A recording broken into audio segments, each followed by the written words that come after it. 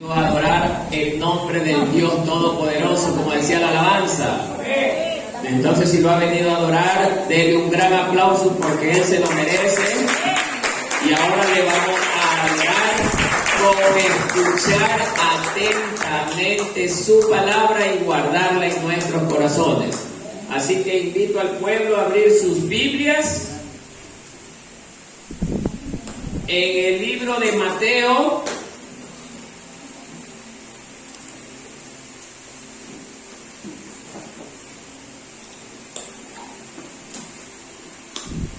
Capítulo 2, del verso 1 hasta el 12. Mateo capítulo 2, del verso 1 hasta el 12. La palabra del Señor dice así como título: La visita de los magos. Cuando Jesús nació en Belén de Judea, en días del rey Herodes, vinieron del oriente a Jerusalén unos magos, ustedes.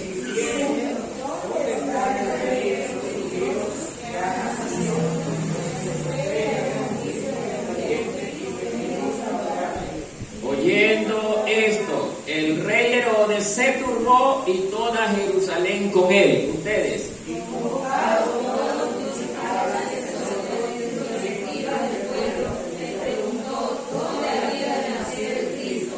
Ellos le dijeron: en Belén de Judea, porque así está escrito por el profeta.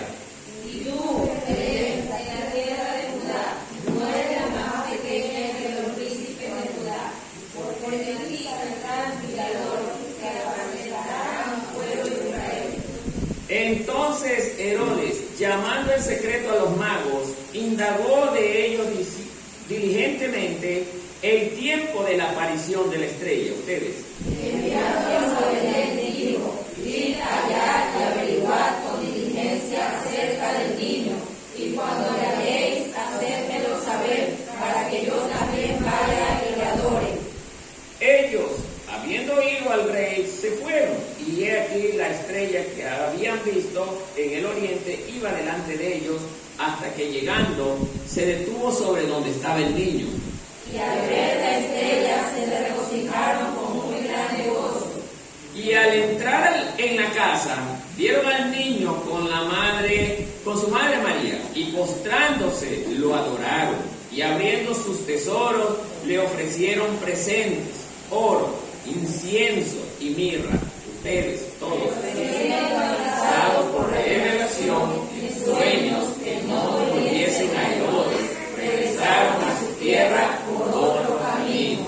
Hasta allí la lectura. Tomen asiento, amados hermanos. Si tienen celulares, apáguenlo por favor, mientras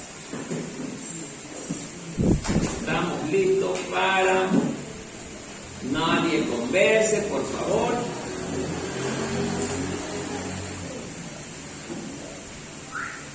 Bien. El título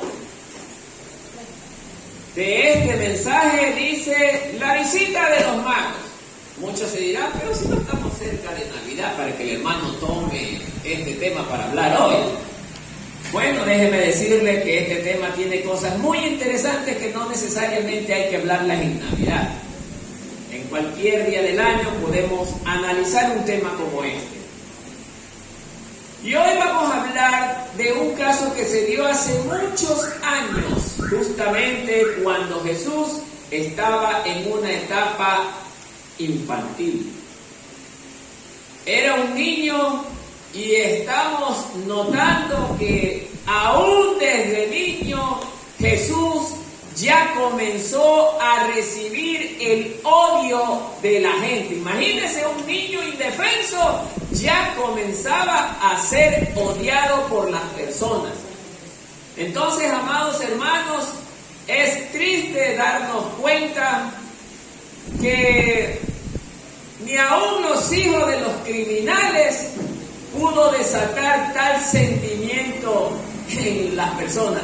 mucho más un hijo de un santo como es Dios, nuestro Señor Jesucristo, que desde su infancia ya comenzó a despertar el odio, imagínense, el odio de personas. Y ya lo vamos a ir viendo en este relato, mi amado hermano, a medida como avancemos en él.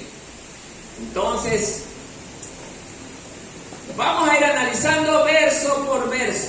Dice el primer verso: cuando Jesús nació en Belén de Judea, en días del rey Herodes, vinieron del oriente a Jerusalén unos magos. Amados hermanos, hay la primera frase que dice: nacimiento de Jesús en Belén de Judea. El nacimiento Dios lo había determinado que sea en Belén. Sigan nomás, mis hermanos, sí. En Belén. Amados hermanos, ¿por qué en este punto de Israel justamente debió haberse programado el nacimiento de nuestro Señor Jesucristo? Vamos a leer este comentario, miren lo que nos enseña. Este punto de Israel es el lugar que tuvo como privilegio de recibir a un niño que traía en sus hombros la misión de ¿qué? De Salvador de la humanidad, como la provisión perfecta de Dios.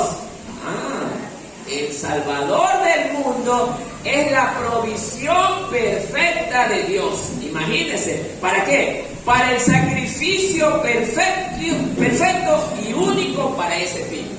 O sea, ¿cuál era el fin? La salvación del mundo. Bien, en arameo, Belén es el nombre propio derivado de Betania. Mire, escuchen bien, Belén es el nombre propio derivado de Betania, femenino de origen hebreo, dice. Y dice en el idioma hebreo que se pronuncia Betlehem, que significa casa del pan. Bienvenido a mis amadas hermanas, mi familia de sangre, gracias al Señor porque están aquí. Es un placer tenerlos aquí, que Dios me los guarde a todos. Entonces, amados hermanos, dice que Betlehem significa casa del pan. Entonces, amados hermanos, vemos que ya es por decisión divina que Jesús tenía que nacer en este lugar de Israel, un lugar muy pequeño, un lugar muy humilde. Amados hermanos, ¿para qué? Para recibir ¿a quién? Al Rey de Reyes y Señor de Señores, justamente en un lugar muy sencillo. Desde ya su nacimiento lo hizo de forma humilde y sencilla nuestro Señor Jesucristo. Ahora vemos que esto ya forma parte también de la profecía bíblica. Hace cientos de años atrás, ya esto había sido profetizado por un profeta llamado Miqueas.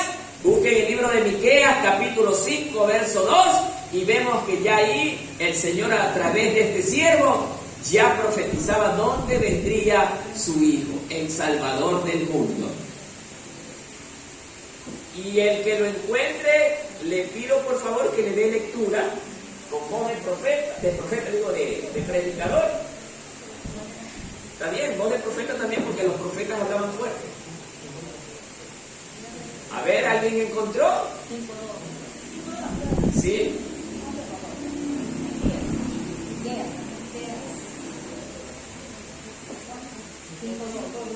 Así es. ¿Ya encontró a alguien? Bueno, le doy yo lectura. Pero tú, Belén Efrata, pequeña para estar entre las familias de Judá, pequeña, mire, es el pueblo más pequeño. De ti me saldrá, dice, el que será Señor en Israel, y sus salidas son desde el principio, desde los días de la eternidad.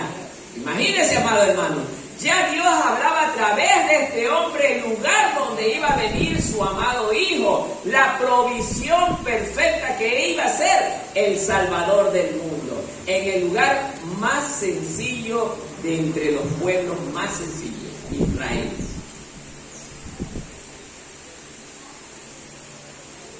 Ahora, ¿por qué fueron sus padres José y María a Belén siendo ellos de Nazaret? Porque José y María eran de Nazaret, pero fueron a Belén. Vamos a ver qué dice esto. La misma Biblia nos contesta esta pregunta.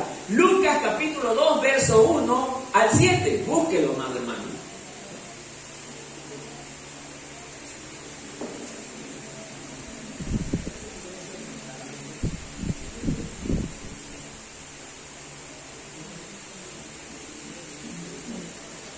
Dice así la palabra del Señor. Aconteció en aquellos días que se promulgó un edicto de parte de Augusto César, que era en ese entonces el emperador romano, que todo el mundo sea empadronado. Segundo, este primer censo se hizo siendo Cirenio gobernador de Siria, e iban todos para ser empadronados cada uno a su ciudad. Y José subió de Galilea, miren, de la ciudad de Nazaret a Judea, a la ciudad de David, que se llama Belén, por cuanto era de la casa y familia de David, para ser empadronado con María su mujer, desposada con él, la cual estaba encinta. Y aconteció que estando estos allí, se cumplieron los días de su alumbramiento, y dio a luz a su hijo primogénito, y lo envolvió en pañales, y lo acostó en un pesebre, porque no había lugar para ellos en el mesón. Terrible cosa, hermano. Mire cómo ya nos contesta la misma Biblia. Siendo José y María de Nazaret, ellos tuvieron que ir ¿a dónde? A Belén, pero por dos razones. La primera, porque tenía que cumplirse la profecía, porque lo que dice el Señor, así se hace, guste o no nos guste. A Dios nadie le cambia sus planes. Entonces, amados hermanos, y mire, el emperador romano toma la determinación cuando María estaba todavía embarazada de Jesús, de empadronar a todos los niños o a todos los moradores de ¿dónde? Justamente de ¿cómo que se llama? De Nazaret.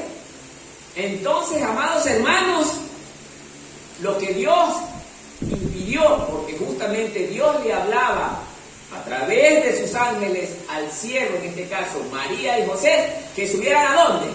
A Belén. Que vayan a Belén, porque si se quedaban en Nazaret, ellos prácticamente tirarían abajo el plan de Dios, que era que su hijo naciera en Belén. Sigamos viendo esto, hermano. Ahora, ¿quién gobernaba justamente Judá? Era en ese entonces Herodes el Grande. Pero antes de relatar esto, conozcamos quién era este personaje, Herodes el Grande. Dice la historia bíblica que Herodes, mire, rey de los judíos, hijo de un idumeo y de una nabatea, era en realidad un palestino, ni siquiera era judío, hermano. Pero este hombre era tan lambón de los romanos, porque era lambón, fiel a los romanos, hermano.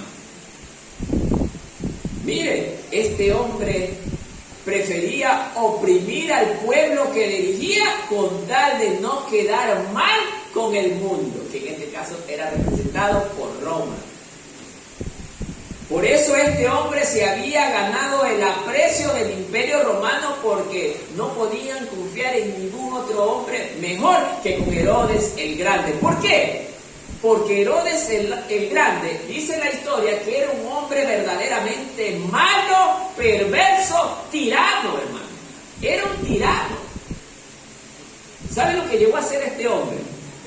Como él quería permanecer en el trono como rey de los judíos, él desconfiaba aún de su propia familia.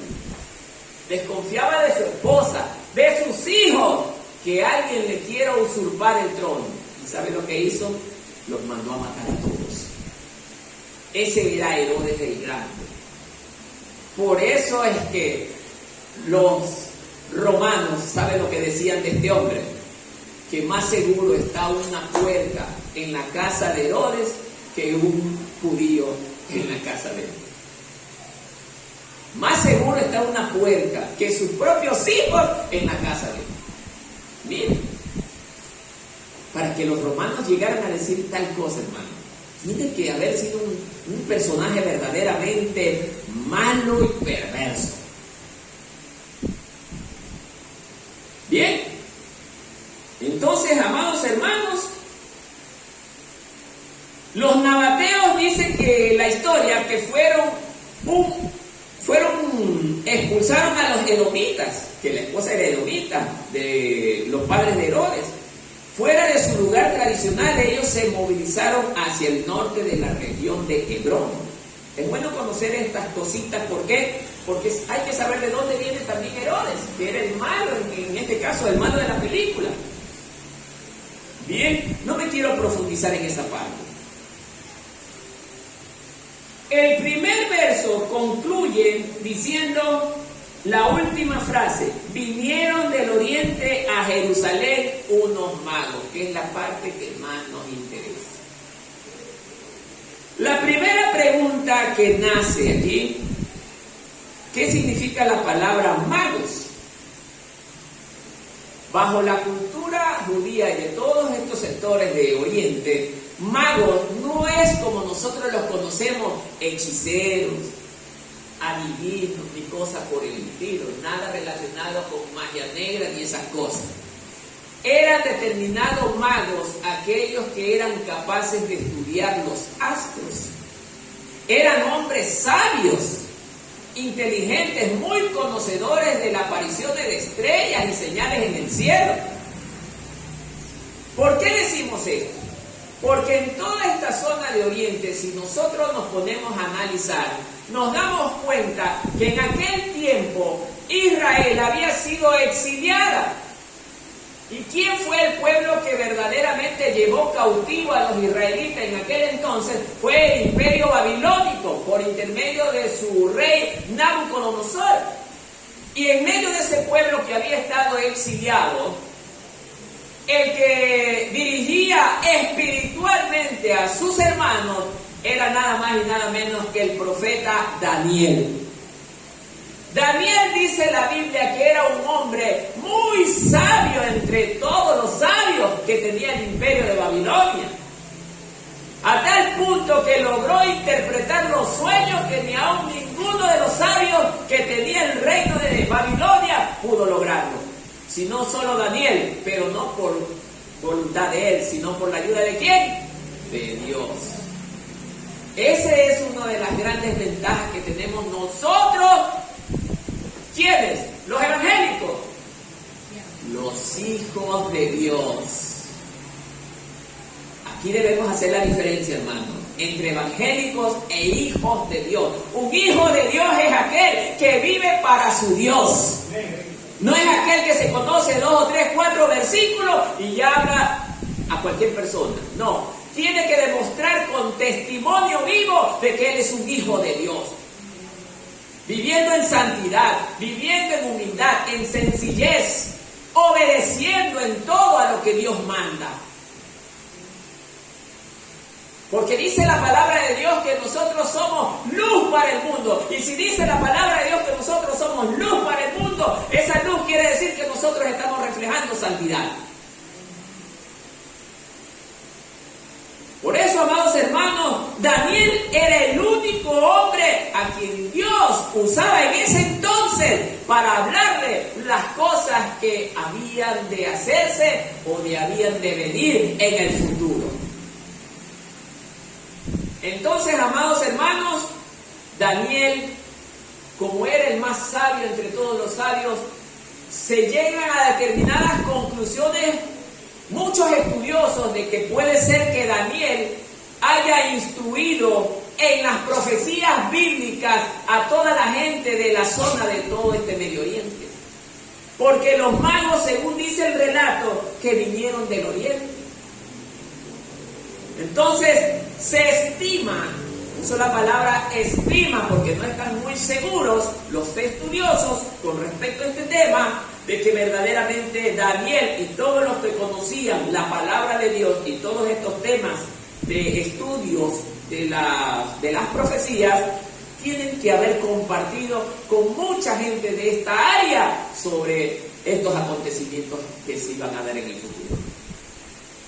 Entonces, amados hermanos, vemos que el relato dice, vinieron los magos. Ya sabemos que los magos no eran los que hacen hechicería, sino los sabios y entendidos de los estudios de los astros.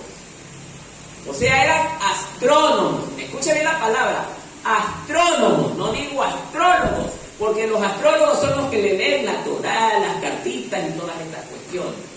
Esos son los astrólogos. Los astrólogos son aquellos que estudian los astros. Y esto va a incidir en el relato que hoy vamos a hablar. Bien. El segundo versículo nos está enseñando, dice, que llegaron estos hombres. Ya sabemos que no son magos, sino sabios. Llegaron estos sabios diciendo, ¿dónde está el rey de los judíos que ha nacido? Viene la pregunta, ¿cómo es que ellos, siendo de un lugar que no es el pueblo de Dios, sabían que el Hijo de Dios había nacido? Ahí se está dando lo que yo ya les he venido explicando, que puede ser, y casi el 95% de seguridad, que tuvo que ver Daniel con el resto de sus hermanos que enseñaron sobre este tema de las profecías venideras, de que iba a nacer el Hijo de Dios, el Salvador del mundo, en la tierra de Israel, y que un día se vería un astro que los guiaría a todos aquellos que lo adorarían. Entonces estamos concluyendo de que efectivamente puede haber ocurrido de esa manera. No hay documentos que certifiquen que así ocurrió, pero sí estamos llegando a la conclusión por las evidencias que existen. Bien. En este segundo versículo dice que empieza con una pregunta de parte de los personajes diciendo que dónde podrían encontrar al niño nacido. Pero la inquietud que nos queda es que cómo sabían ellos que el Salvador del mundo iba a nacer exactamente. Entonces, amados hermanos, vuelvo a repetir, Daniel tuvo que intervenir en aquello. Luego dice, porque su estrella hemos visto en el oriente. Dios es perfecto. Esta estrella hizo su aparecimiento en el oriente. Pero mire lo que nos está enseñando el relato. Dice que, y venimos a adorarle. Entonces, amados hermanos, estos sabios vieron la estrella en oriente, casi a miles de kilómetros de distancia a donde se encontraba Jesús. Y ya les voy a decir por qué miles de kilómetros. De distancia a donde se encontraba Jesús. Pero ellos vieron la estrella, pero se recordaron de la profecía, que el Hijo de Dios ya estaba en el mundo. Imagínense.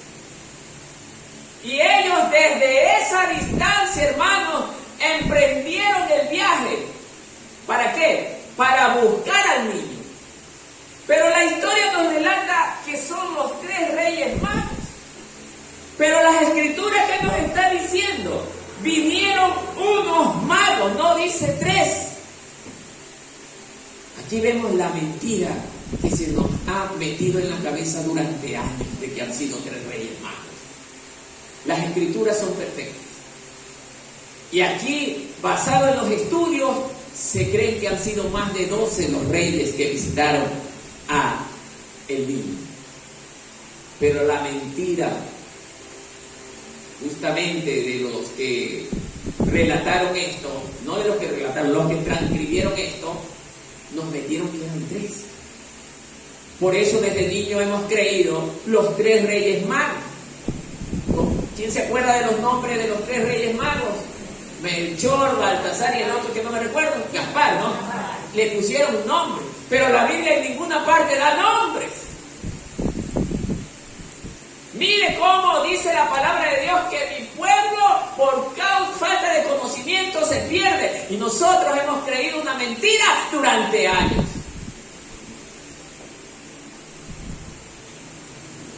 Por eso, amados hermanos, dice el Señor en su palabra que no nos adaptemos a la corriente de este mundo, porque en ella hay mentira, hermano.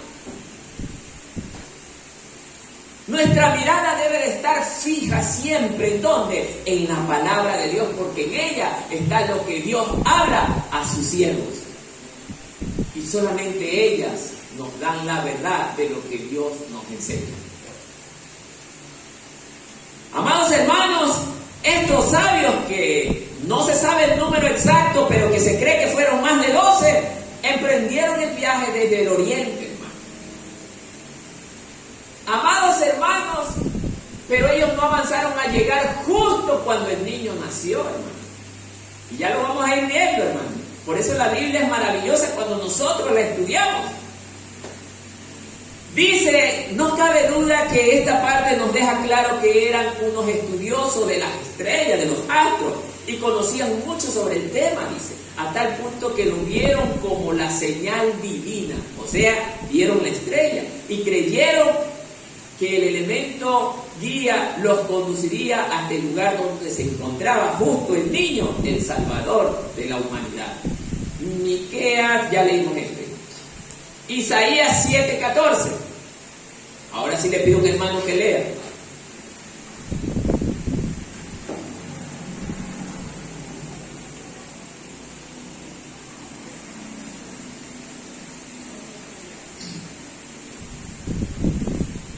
Estoy seguro que ya estos personajes, los grandes estudiosos de los astros, tienen que también haber conocido esta profecía, porque esta profecía fue antes de la miel. Amén. Isaías 7:14. A ver, mi amada hermana, lea usted, tocó fuerte. La palabra de Dios en el nombre del Padre, mucho oído, y el Espíritu Santo. 7:14. Por tanto, el Señor mismo os dará señal. He aquí que la Virgen concebirá y dará a luz un hijo y llamará su nombre Emmanuel. Amén. Amén. Entonces, amados hermanos, ellos tienen que haber conocido esta profecía. Ahora la pregunta era, ¿cuál es esa señal que Dios ha dado? ¿Cuál es la señal que Dios ha dado para que ellos crean esta profecía? Esa es una, pero hay otra. Otra señal ahí mismo. Que la Virgen, ¿cuándo se ha visto una virgen saliendo embarazada si no ha tenido contacto con ningún hombre? Este era el único caso diferente sobre la tierra, porque el Hijo de Dios tenía que venir en forma perfecta, fuera del pecado. Porque el hijo que llevaba en el vientre la Virgen no era de hombre, sino del Dios Altísimo. Y vino en forma perfecta y sobrenatural. Amados hermanos, esa era la segunda señal y ellos la conocieron. Entonces, amados hermanos, vemos también Isaías 11, del 1 al 9. Quiero que un hermano le dé lectura también, un varón de preferencia.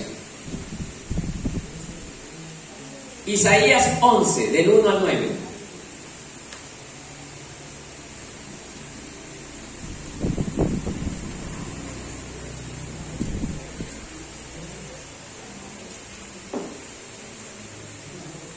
¿Alguien encontró? De los varones, hermano Marco, fuerte, con voz de predicador, vamos.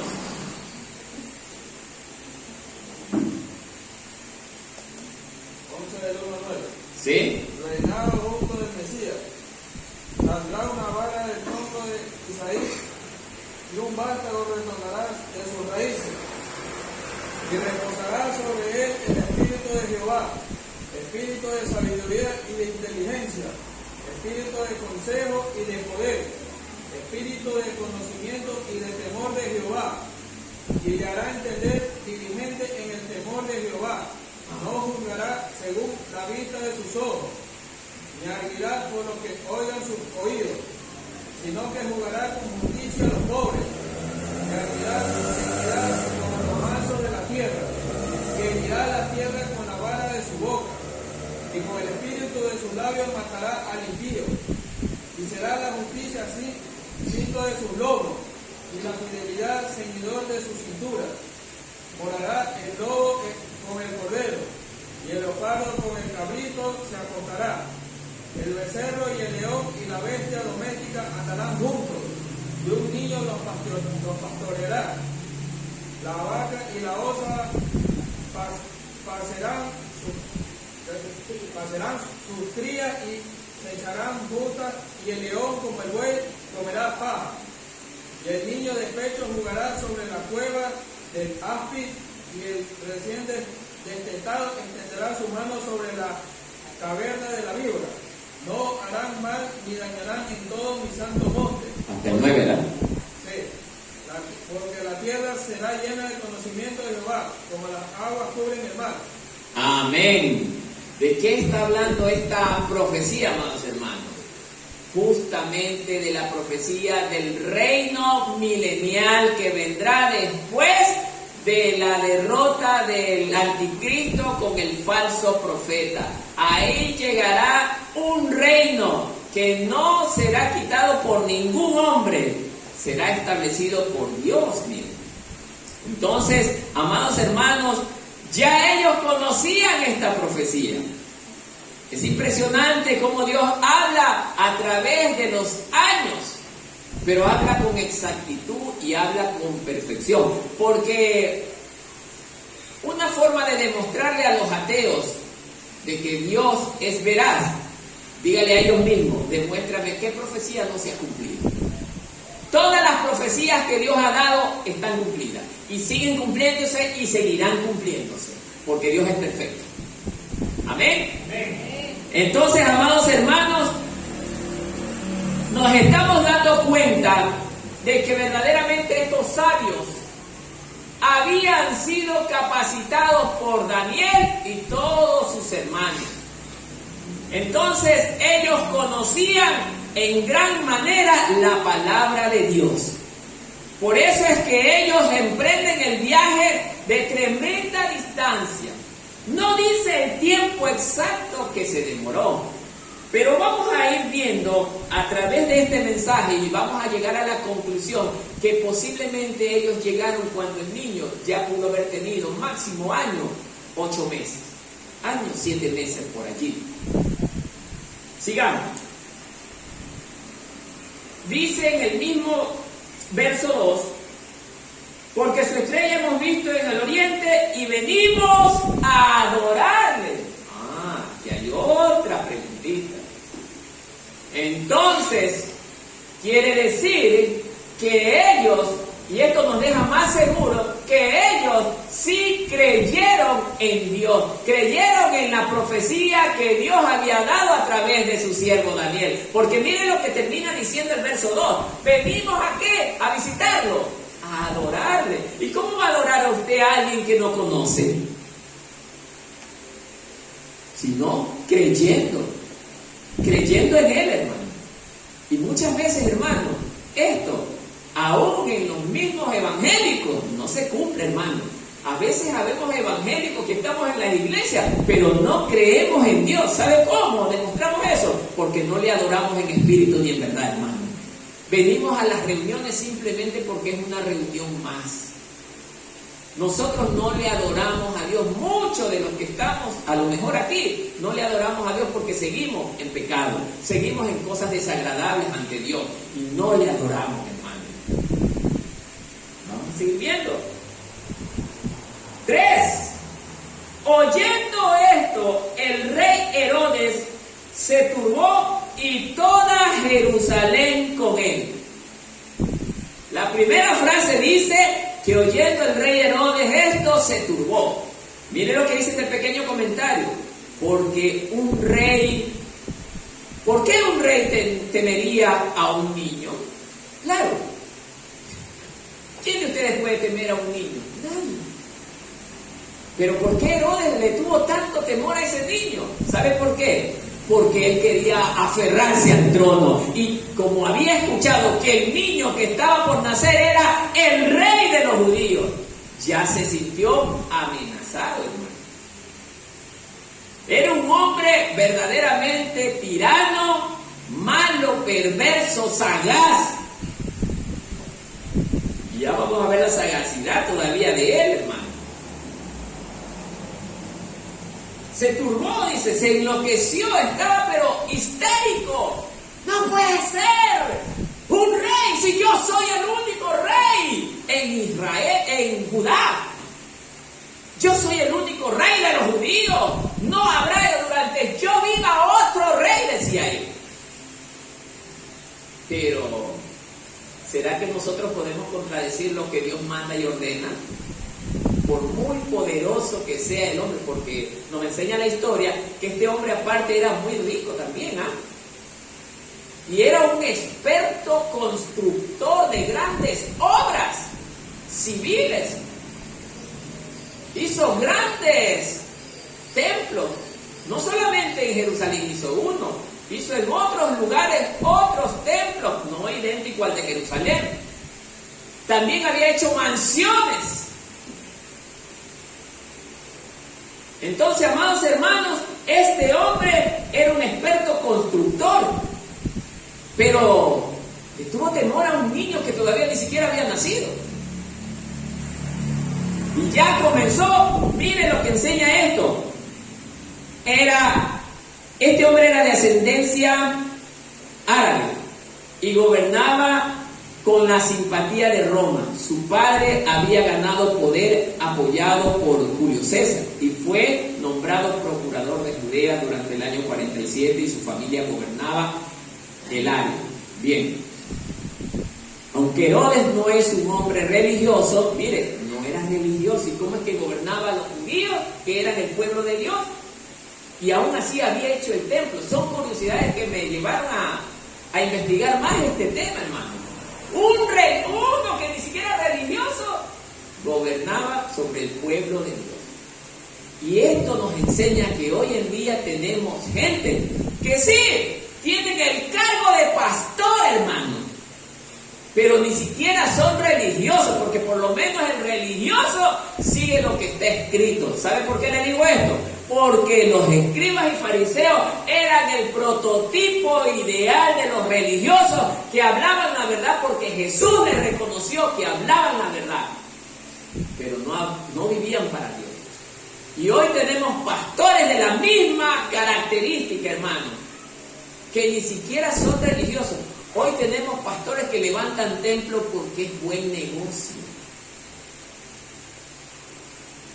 Usted vaya a ciertas congregaciones, hermano, y entre, y lo primero que le preguntan es ¿cuánto gana?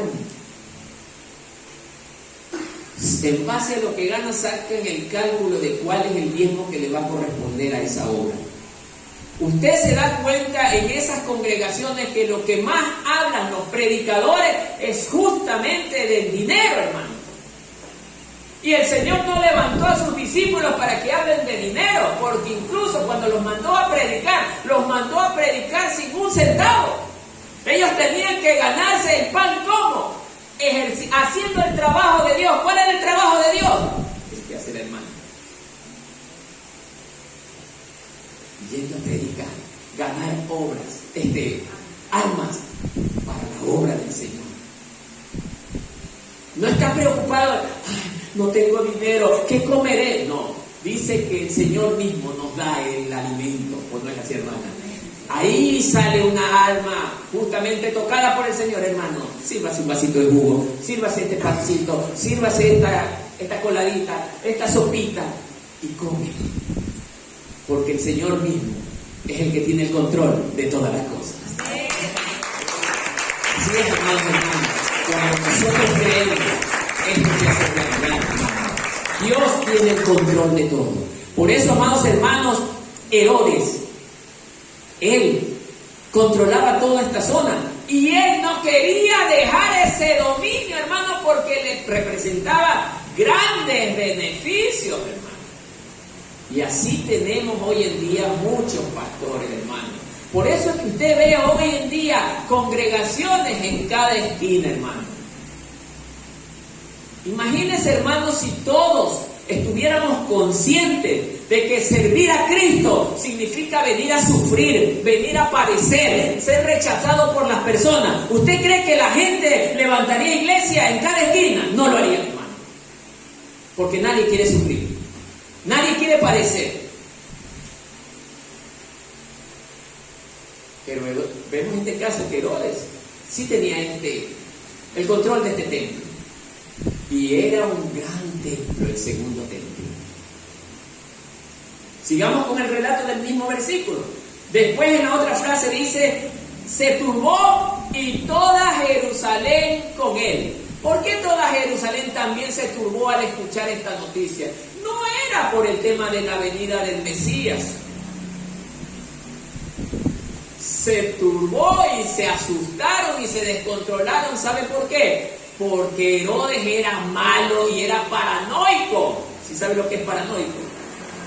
Que del mismo coraje se volvía loco y comenzaba a matar a Raimundo y todo el mundo. Él no le temblaba el pulso a la hora de mandar a matar gente, con tal de que su reino esté seguro. Eso era lo que temían ellos, que se despierte la locura de Herodes y comience a matar a cualquiera que entre en sospecha, porque lo consideraba traidor. Mire que a él no le tembló el pulso de mandar a matar a su propia esposa, porque vio en ella algo medio raro y le representó desconfianza y la mandó a matar. Mandó a matar a sus mismos hijos. El relato también histórico nos enseña que no los mató a todos, pero a los que me generaban desconfianza, a eso los mató. O sea, era un personaje verdaderamente sin alma.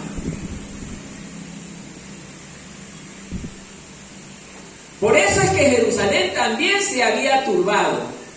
Y ahora, justamente de esta parte, nosotros vamos a ver la diferencia, dice, entre Jesús y Herodes. No podían ser más grandes. Miren, Jesús nació en un establo. Herodes nació en un palacio. Mire, dos reyes con diferente estado, diferente origen de nacimiento.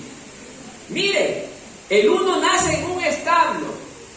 Aquí todos nosotros, por más pobres que seamos, por lo menos habremos nacido alguien en algún mueble cómodo.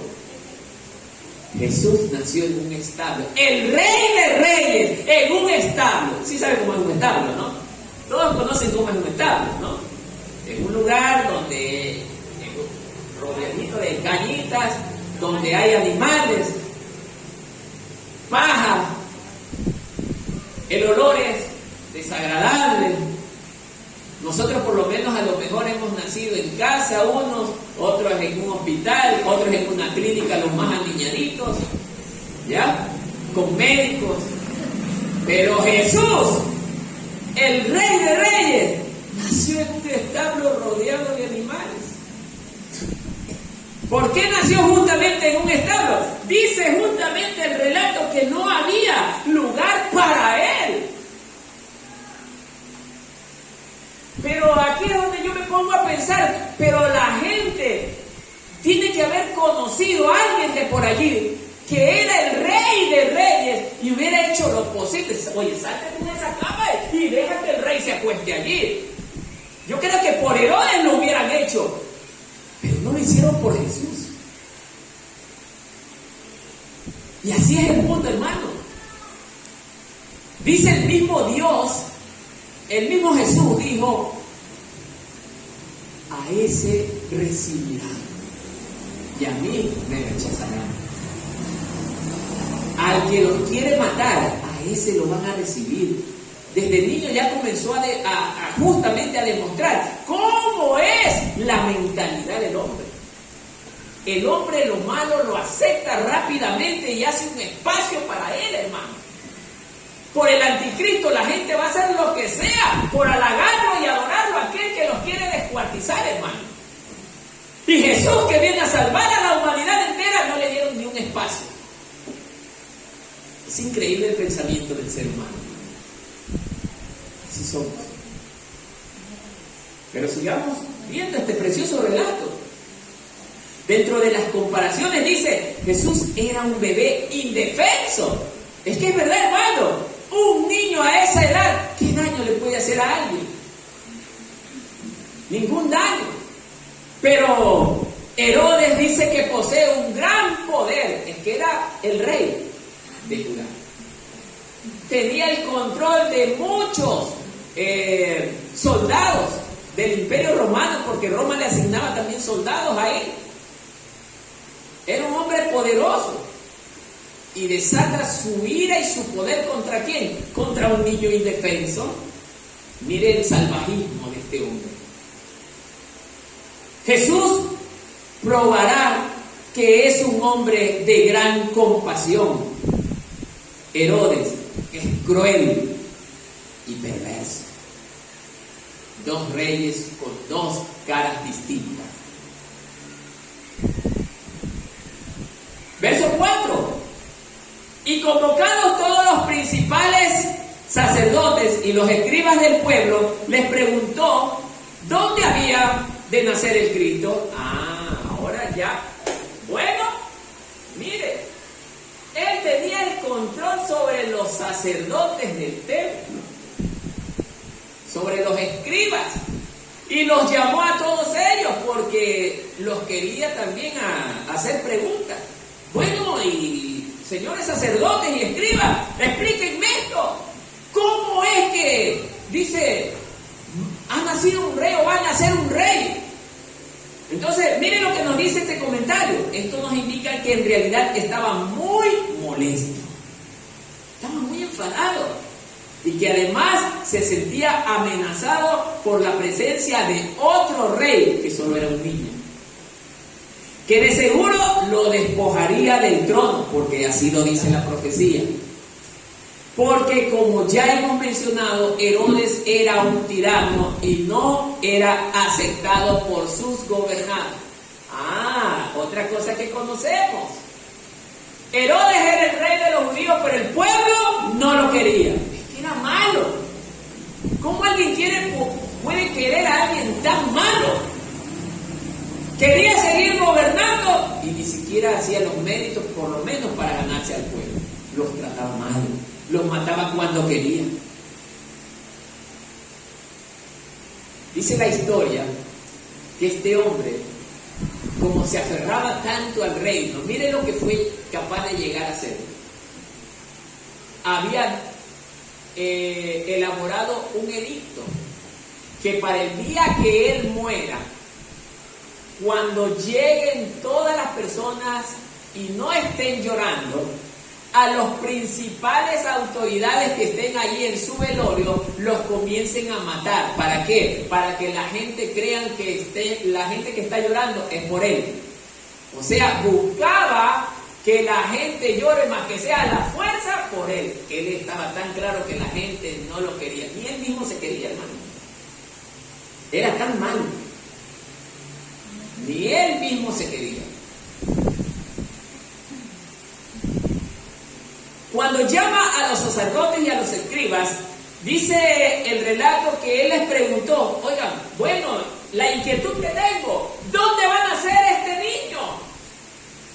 ¿Es verdad que va a nacer el rey de los judíos? Les preguntó a los sacerdotes. Y miren lo que le responden: sí, es verdad. Las profecías así lo dicen. Se quedó sorprendido y pasmado, como dice mi amada hermana. Disculpen, hermano, el texto bíblico, Mateo 2, del 1 al 11, repítales a los hermanos que vinieron para que sigan la lectura. No puedo imitar. O sea, que solo el texto bíblico. Tengo que continuar. Ahí No va. puedo. Pero es Mateo 2, del 1 al 11, hermano. A los que llegaron. Entonces, amados hermanos, miren, ¿es verdad? Sí, es verdad. Él se quedó sorprendido, él se quedó pasmado. Miren, entonces, el verso 5, miren lo que dice. Ellos le dijeron, en Belén de Judea van a ser, porque así está escrito por el profeta. ¿Cuál era ese profeta? Justamente el que leímos primeramente fue Miqueas 5:2. Vuélvalo a leer.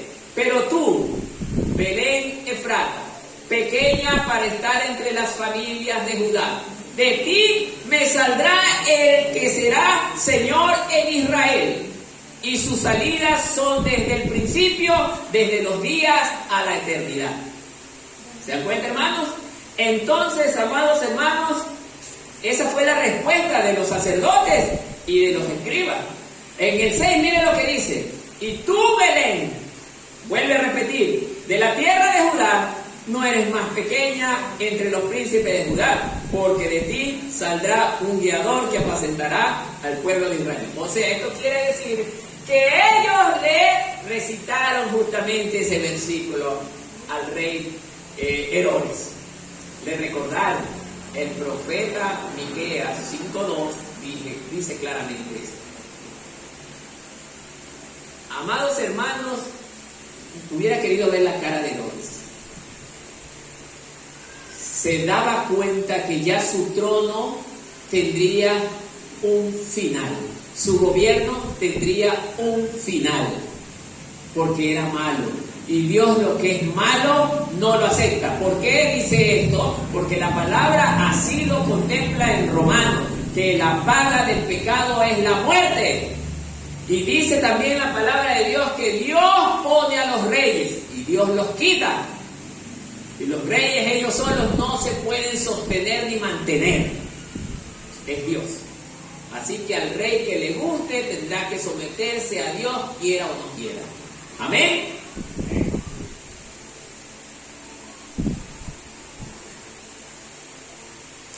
Amados hermanos, dentro de estos dos versículos que acabamos de leer, el 5 y el 6, nace también otra pregunta. ¿Cómo es que los sacerdotes que dirigían el templo, mire, dirigían el templo, hermano, y en el templo se hablaba la palabra de Dios, hermano, y ellos conocían la profecía, y sin embargo las escrituras también no nos dicen que ellos hicieron lo posible por buscar al niño para adorarle también, y se llamaban siervos de Dios? Otro ejemplo para nuestra iglesia, hermano. Así también nosotros, hermanos, hoy en día somos los evangélicos, entre comillas, siervos de Dios. Por eso digo entre comillas. ¿Por qué digo así? Porque habemos evangélicos, hermanos, que nosotros no nos sometemos a la voluntad de Dios. Y someterse a la voluntad de Dios es nunca dejar de congregarnos, hermanos. Nunca dejar de buscar la palabra de Dios, es nunca dejar de orar, es nunca dejar de clamar a Dios, es nunca dejar de vivir en santidad, es nunca dejar de enseñar la palabra a nuestras familias, a nuestros vecinos.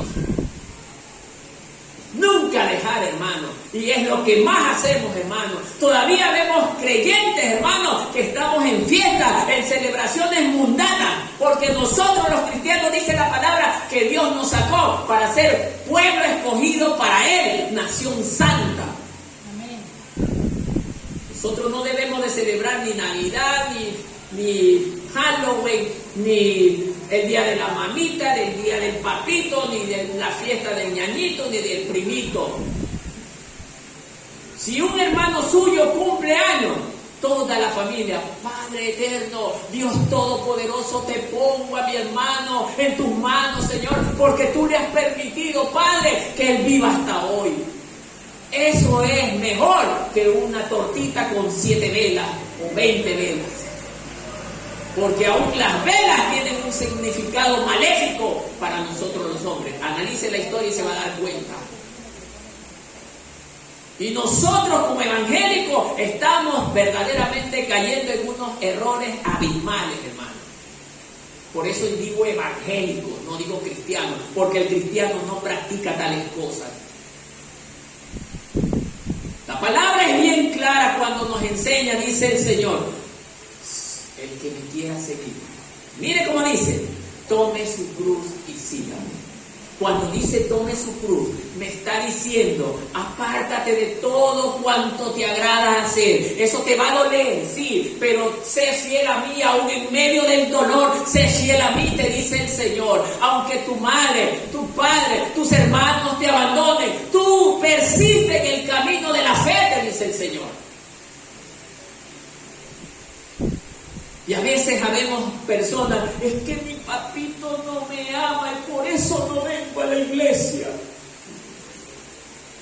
Es terrible como nosotros cambiamos la gloria de Dios por un simple sentimiento humano, hermano. No estoy tratando de decir que nosotros no nos debe de importar nuestra familia. El segundo mandamiento así lo enseña, hermano, que nosotros debemos de amar a nuestro padre, a nuestra madre. Oiga, con toda nuestra alma, hermano. Pero no antes que Dios, sino después de Dios, hermano. Y muchos ponemos a nuestra familia primero que Dios. Y eso no está bien, hermano. Por eso es que usted verá, y vuelvo a repetir, que a esta obra no llegue así nomás la gente. Porque eso no le gusta a la gente. Eso le choca a la gente. Porque aquí se enseña lo que el Señor verdaderamente quiere. Y Dios quiere toda nuestra concentración hacia Él, no hacia los hombres.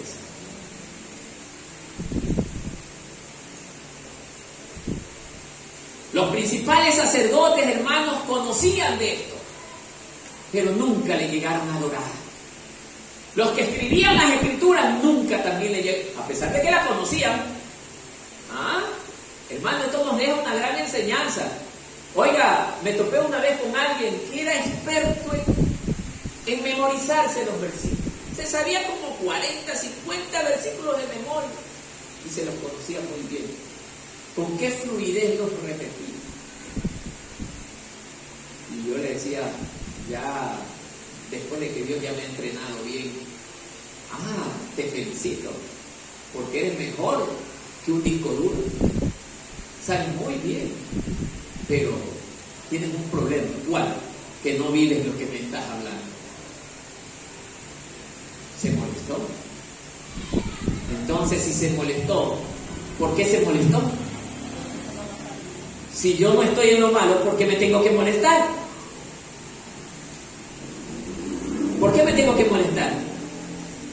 Si yo estoy cumpliendo con la palabra de Dios, perdón, mi querido hermano, gracias a Dios, todo esto lo he guardado en mi corazón, como dijo el joven rico, pero no lo cumplieron. Entonces, amados hermanos, ¿qué es lo que nos quiere enseñar hoy en día de Dios? Que no necesariamente porque te conozcas todas las escrituras vas a gozar del agrado de Dios. Porque así lo están demostrando los escribas, quienes verdaderamente conocían las escrituras. Porque ellos no le adoraron, dice. Ellos no fueron a buscarlo diligentemente. Es que el verdadero cristiano, el verdadero hombre de Dios, sale desesperado a buscar al maestro. No le importa caminar miles de kilómetros como lo hicieron los reyes. Los reyes del oriente. Bueno, que también dice la historia que ni siquiera eran reyes. Perdón, me equivoqué. Porque ya la costumbre me llevó a creer que eran reyes, pero ni siquiera eran reyes, eran sabios. Los sabios. Ellos eran hombres de Dios, ¿por qué? Porque no les importó ir en camello o en caballo. Tan larga distancia, hermano. ¿Sabe cuánto tiempo se llevaron en esa travesía? Más de un año, 7 o 8 meses. ¿Usted sabe lo que es estar lejos de su hogar? Más de años, 7, 8 meses por buscar a un niño. Es que ellos sí creyeron, hermano, porque no les importó pasar fuera de su casa todo ese tiempo. Y hay que ver qué cosas pasaron en el camino. Y a veces sabemos nosotros, hermanos, que no queremos ni 2 horas dejar a nuestros hijos en la casa porque se mueren de hambre. Así somos, hermanos. Es que tengo que ir a mi casa porque mi hijo no ha comido, mi hijo o mi hija no ha hecho esto, o mi hijo o mi marido no ha hecho esto, o mi mujer no hizo esto. Hermanos, cuando Dios llama es para obedecerle y trabajar para Él, no para nuestras familias, hermanos, porque si ya somos de Cristo, somos propiedad de Él y Él decide lo que hace con nuestras vidas, hermanos. ¿Cuántos creen eso? Como que no nos gusta, hermano, como que no nos gusta, así es la palabra. Dice la palabra de Dios que esta palabra es una espada cortante de 2 filos. Ese hermano me la está dedicando verdaderamente, hace rato que me la está dedicando. No soy yo, hermano. Si usted quiere reclamarle a alguien, reclámele a Dios. Oye Dios, ¿por qué le dijiste estas palabras? Que me dolían. Eran muy duras. Me duelen. Por eso, si Dios lo puso en este lugar, no va a ser para que usted pase una fiestita de Navidad, sino que dice la palabra, para sufrir por causa del nombre del Señor. Amén. ¿Cuántos están dispuestos a sufrir por la causa del nombre del Señor? Pues, hermanos, lo invito a unirse y subirse a este barco, el barco del sufrimiento por la causa de Cristo. Sigamos el relato, hermanos. 6. 7. Entonces Herodes, llamando en secreto a los magos, indagó de ellos diligentemente el tiempo de la aparición de la estrella. ¿Usted cree que Herodes los llamó? Ay, venga para acá y dígame, oye, ¿hace qué tiempo? No. Señores magos, venga. Esto es fácil. A lo mejor tiene que haberle dicho a los siervos de Herodes, oigan, sírvanme unos mejores alimentos, unos buenos refrescos. Estoy haciendo el gesto, Herodes. Mis queridos hermanos, ¿hace qué tiempo habrá aparecido la estrella, mis queridos hermanos? ¿Cuándo habrá aparecido la estrella? Esa es la cara del maléfico, de la gente que tiene maldad. Es halagadora. Cuídense de las personas que vienen y a cada rato le soban a usted el hombro, hermano. Algo está tramando contra usted. Algo está tramando contra usted, hermano. Porque él los halagó bastante. ¿Sí? ¿Y qué tiempo habrá? ¿Ustedes creerán que habrá aparecido una estrella? ¿No? La malicia en el rostro. ¿Ah? Entonces, siga el siguiente versículo. Porque dice que, en el 7 dice que indagó diligentemente. Eso es diligentemente. ¿Ya? Y en el 8, mire. Y enviándolos a Belén, dijo, id allá y averiguad con diligencia acerca del niño, y cuando le halléis, hacedmelo saber para que yo también vaya y le adore. O sea, verán, mis queridos sabios, si ustedes ven al niño, no se preocupen, háganmelo conocer, porque yo también quiero ir a conocer para yo también adorar al niño.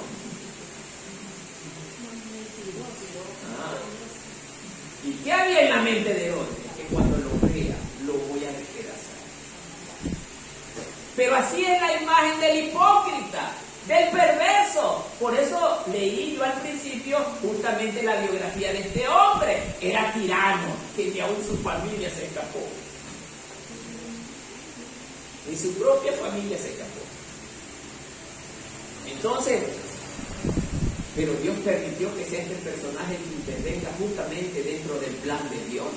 Miren, este hombre los despide, a lo mejor los despidió bien comidito, no sé, no lo dice, pero me imagino que puede haber sido así, porque, oiga, cuando usted se quiere ganar la confianza de alguien, lo atiende bien, o no es así, le un refresco, le gustó, ¿quiere más? Lo atiende bien, pero se gana la confianza de alguien.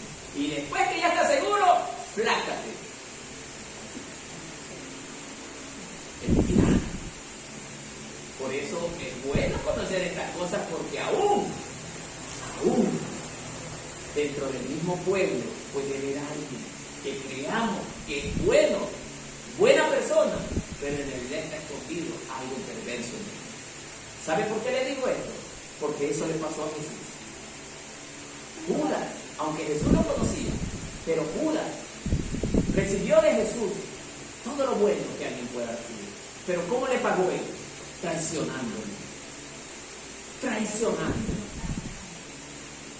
Entonces, amados hermanos, es bueno conocer estas cosas, porque aún dentro de nuestras familias puede haber alguien que también quiera despedazarnos, pero logrará despedazarnos siempre y cuando nosotros no tengamos a Cristo en nuestro corazón. Pero si Cristo está en nosotros, nada ni nadie nos podrá hacer daño, hermano, porque Él es el Dios protector.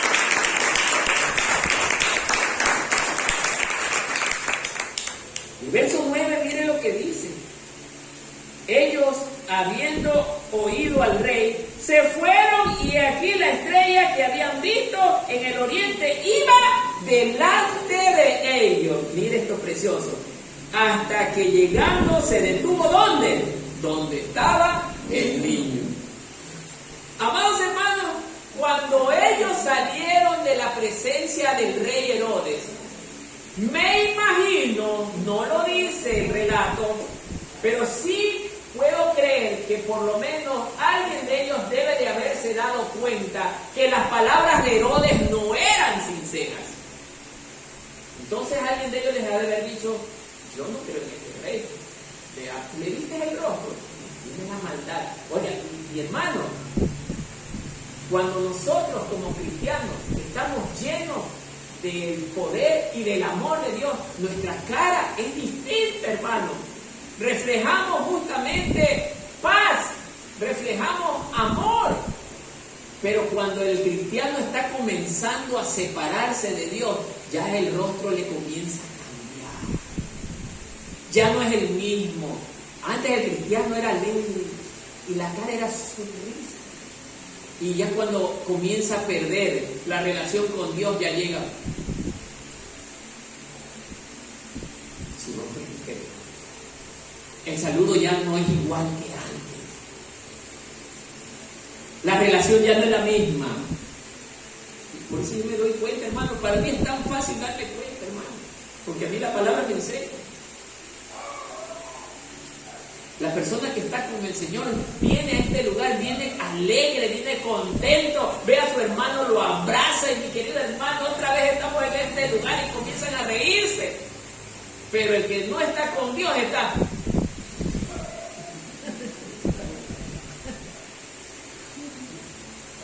Así está, hermano. ¿O me equivoco? Que me corrija alguien si me estoy equivocando, hermano. No creo. Ya perdió el ánimo, ya perdió justamente eso que Dios le había dado. Y esto es lo que uno de los sabios pudo haber detectado en Herodes. ¿Y sabe por qué digo esto? Porque justamente al final está la clave. Pero ya vamos a llegar. Mire, que se habían ido. Y dice, la estrella que habían visto en el oriente delante de ellos, iba delante de ellos, hasta que llegando se detuvo donde estaba el niño. Así es. Quiere decir, hermanos, que Dios estaba controlando el camino de estos hombres. Hermanos, razonemos. Si la estrella los estaba guiando, ¿quién controla esa estrella? Dios. Y si los estaba guiando a ellos, ¿quién los estaba guiando a estos hombres? Así Dios guía a sus hijos, hermanos. Así le guía a usted y me guía a mí. eso nosotros no debemos perder la fe en el Señor.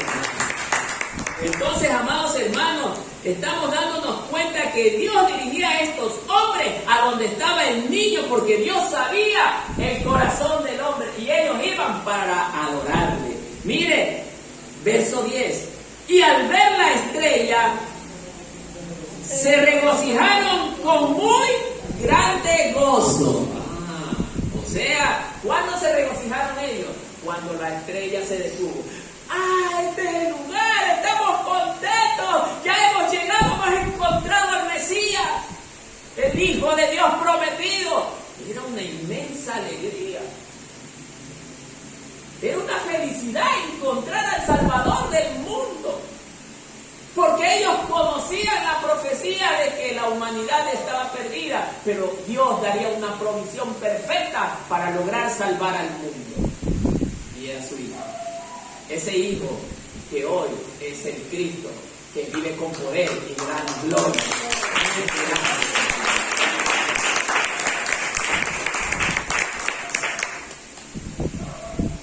Y de aquí, hermanos, cuando ellos llegaron, dice el verso 11, al entrar en la casa, o sea, aquí viene la pregunta clave.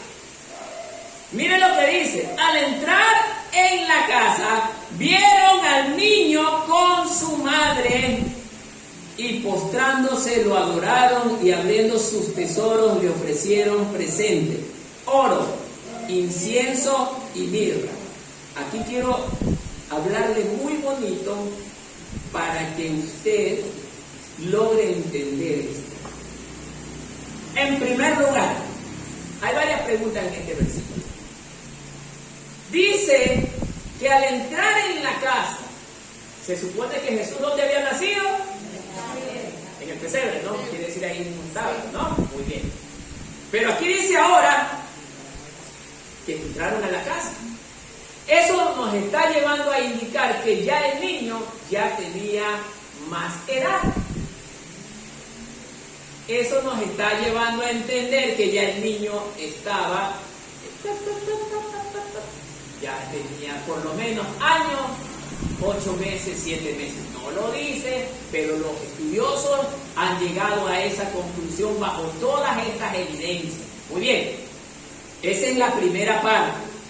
La segunda parte es que ese fue el tiempo en que ellos, ¿quiénes ellos? Los años, les tomó el tiempo de salir desde sus casas o de su tierra hasta llegar a Belén, donde el niño estaba, la edad del niño. Tanto tiempo caminaron, hermano.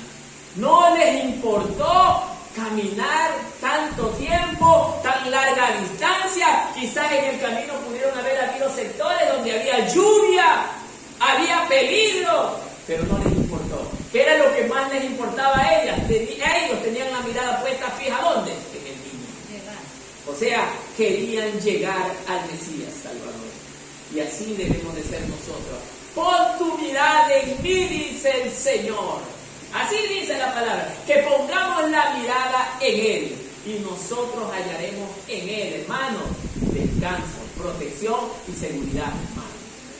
Por eso ellos verdaderamente, hermano, pudieron llegar. ¿Por qué? Porque como no les importó la distancia, el tiempo y los sufrimientos y padecimientos, Dios mismo los fue guiando. Así dice el relato. Dios mismo los fue guiando. Y Dios mismo los protegió. Mire, los protegió de la mano de Herodes. Porque ¿qué le costaba a Herodes en ese instante mandarlos a matar también? Pero Dios nos protegió. Dios controla la situación. Y esto nos enseña a nosotros que en medio de tanto peligro, si nosotros le creemos a Dios, Dios controla la situación y Dios nos da la protección y por ende nos da la libertad también. Entonces, amados hermanos, dice también que se postraron. O sea, ya vieron al niño, se llenó de gozo su rostro. Ahora sí, se postraron. ¿Cómo era postrarse? Se arrodillaron y la frente en tierra, hermano. Esto es muy importante cuando estamos adorando a nuestro Señor. A veces habemos personas que no nos gusta arrodillarnos, hermano. Puedo entender a las ancianas, puedo entender a las personas que tenemos algún problema en la rodilla, pero ni aún así. Debemos postrarnos ante el Señor porque Él es nuestro Señor, Él es nuestro Hacedor y Él es nuestro Salvador, hermano. Por eso toda rodilla se doblará delante de su presencia, hermano. Todos debemos de doblar nuestra rodilla.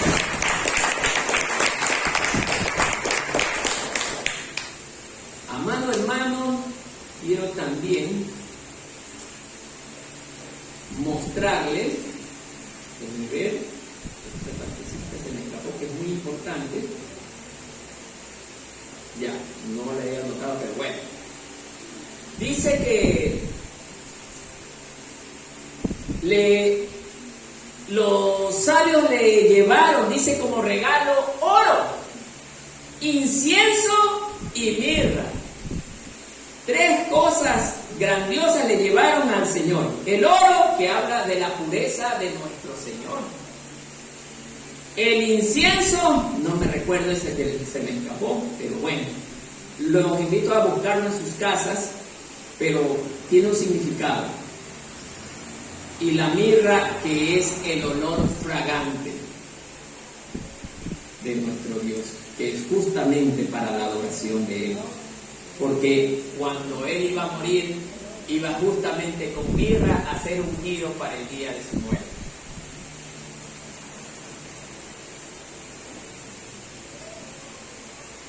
Bien. Verso 12. Pero siendo avisados por revelación, aquí viene la última parte. Pero siendo avisados, ¿quiénes fueron avisados? Los sabios. Por revelación. Entonces eran hombres de Dios. Miren. En sus sueños que no volviesen a Herodes, sino que regresaron a su tierra por otro camino. Amados hermanos, Dios protege a sus hijos. Ojo, mire lo que estoy diciendo. Dios protege a sus hijos. Protege a la congregación evangélica. Pregunto.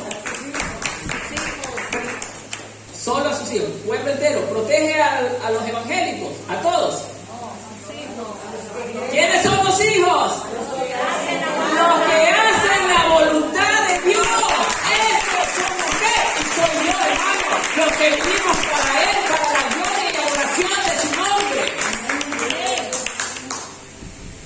Amado hermano, Dios protege a sus hijos, como lo demuestra en este verso 12. Le habló en sueño a sus hijos.